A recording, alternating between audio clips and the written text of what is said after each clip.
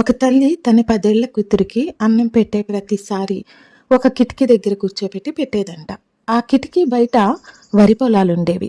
ఈ పాప కొన్ని నెలల తర్వాత వాళ్ళ అమ్మతో అనిందంట, అమ్మా, ఆ చెట్లను చూస్తుంటే నాకు చాలా బాధ అనిపిస్తుంది. ఆ చెట్లు కొంచెం పెద్దవవ్వగానే వాటికి చక్కగా కంకులు రాగానే వాటిని కోసేస్తున్నారు, పక్కనేస్తున్నారు. వాటిని కోసేసేదానికి వాటిని వేయటం ఎందుకు, అంత కష్టపడటం ఎందుకు వాటి కొరకు అనిందంట. ఆ పాప తల్లి అనిందంట, నువ్వు ఈ కిటికీలో జరిగేది మాత్రమే చూస్తున్నావు. నాకు వాటిని కోసిన తరువాత ఏం చేస్తారో తెలుసు. అవి అలా కోయబడుతున్నాయి కాబట్టే ఇప్పుడు అన్నంగా మారి నీ కడుపు నింపుతున్నాయి. అందుకే నేను సంతోషంగా ఉన్నాను అనిందంట. పౌలు గారు అంటున్నారు, ఈ జీవిత కాలము మట్టుకే మనము క్రీస్తునందు నిరీక్షించు వారమైన ఎడల మనుష్యులందరికంటే దౌర్భాగ్యులమై ఉందుము. ఐగుప్తులో ఉన్న ఇశ్రాయేలీలందరిలో మోషే ప్రత్యేకపరచబడ్డాడు. ఎందుకంటే ఇశ్రాయేలీలను రక్షించటానికి. ఎస్తేరు రాణి అయ్యింది.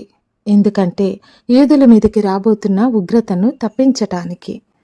అనేక సార్లు నీ జీవితంలో క్రీస్తుని తెలుసుకోవటం, నీవు వినే ప్రతి వాక్యము, అంతెందుకు ఇప్పుడు వింటున్న ఈ వాక్యం కూడా ఒక ప్రత్యేకమైన కారణమును బట్టి దేవుడు నిర్ణయించి నిర్దేశించాడన్నది మనం ఆలోచించాం.